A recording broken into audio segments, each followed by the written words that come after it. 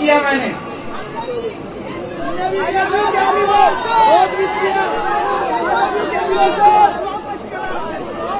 मेरी पत्नी मुझसे मिलने आया करती थी, मान साहब मुझसे मिलने आते थे, पंजाब से आते थे मान साहब मुझसे मिलने के लिए।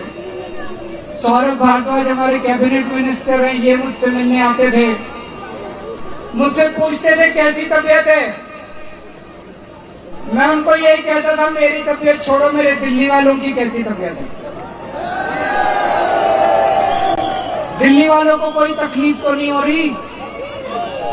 मैं उनसे पूछता था दिल्ली में सब कुछ सही तो चल रहा है, बिजली आ रही है, लोगों को बिजली मुफ्त में मिल रही है, महिलाओं को बस में सफर मुफ्त मिल रहा है। लोगों से मैं इन सबसे दिल्ली के लोगों की बात करता था। इन्होंने मुझे गिरफ्तार किया। मैं मन में यही सोच रहा था मेरा कसूर क्या है।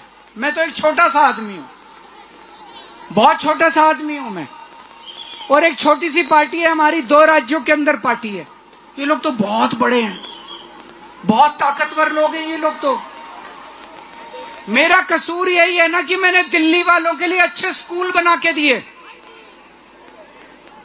मेरा कसूर यही है ना कि मैंने दिल्ली वालों के लिए मोहल्ला क्लिनिक खोल के दिए, दिल्ली वालों का इलाज मुफ्त कर दिया, सरकारी अस्पताल अच्छे बना दिए। यही कसूर है ना मेरा।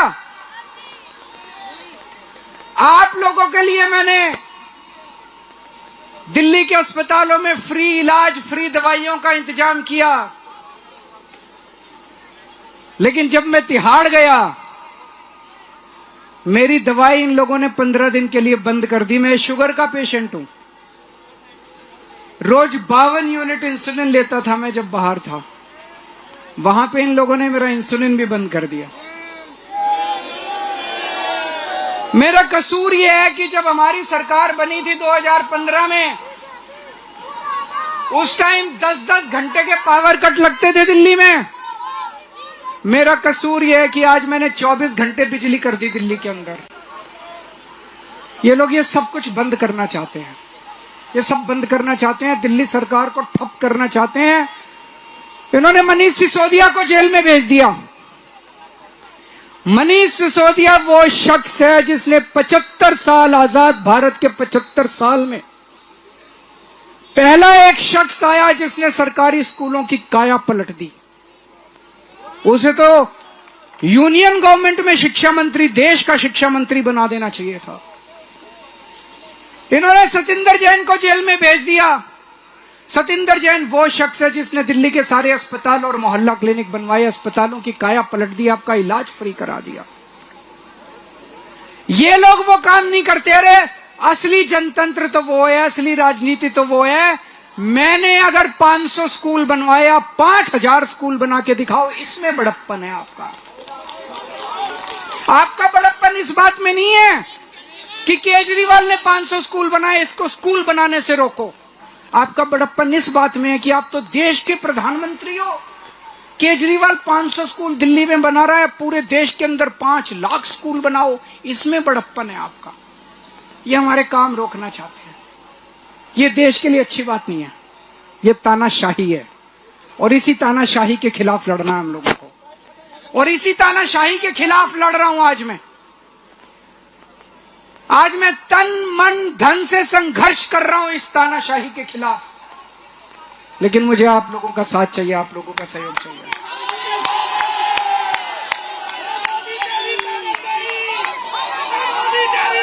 एक 140 करोड़ लोग जब मिलके, ये देश बहुत महान देश है, 4000 साल पुराना देश है हमारा।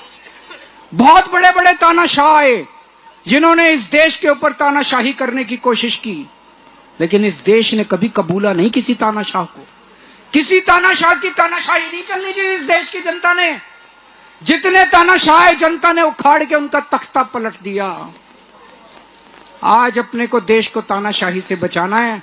आप सब लोगों का साथ मांगने के लिए आया हूं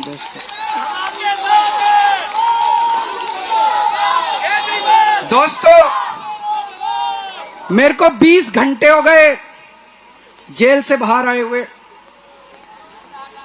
इन 20 घंटों में मैंने कई लोगों से फोन पे बात की है, बड़े बड़े एक्सपर्ट, सेफोलॉजिस्ट, इलेक्शन एनालिस्ट, और भी फोन कर करके। एक चीज जो सब लोग कह रहे हैं कि बीजेपी को बहुमत नहीं मिल रहा।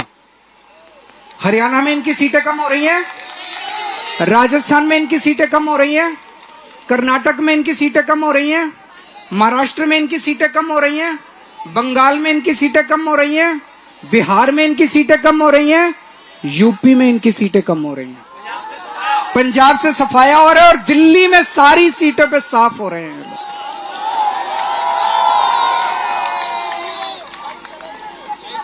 4 जून को मोदी सरकार नहीं बन रही, 4 जून को इंडिया गठबंधन की सरकार बनेगी,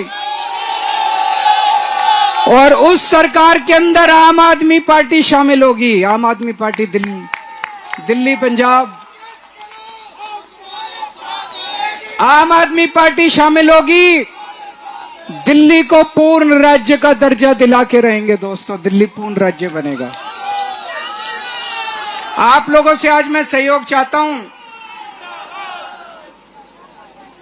आज ये मामूली क्षण नहीं है, ये ऐतिहासिक क्षण है। इतिहास मोड़ ले रहा है। आप सब लोग मिलके दिल्ली की 7 सीटें अगर इंडिया गठबंधन को दे दें, इंडिया गठबंधन और मजबूत बनेगा, और मैं आपको यकीन दिलाता हूं कि देश का भाग्य और देश की दिशा भी परिवर्तित होगी दोस्तों। आप लोगों ने मेरा बहुत साथ दिया, बहुत प्यार दिया आप लोगों ने मुझे।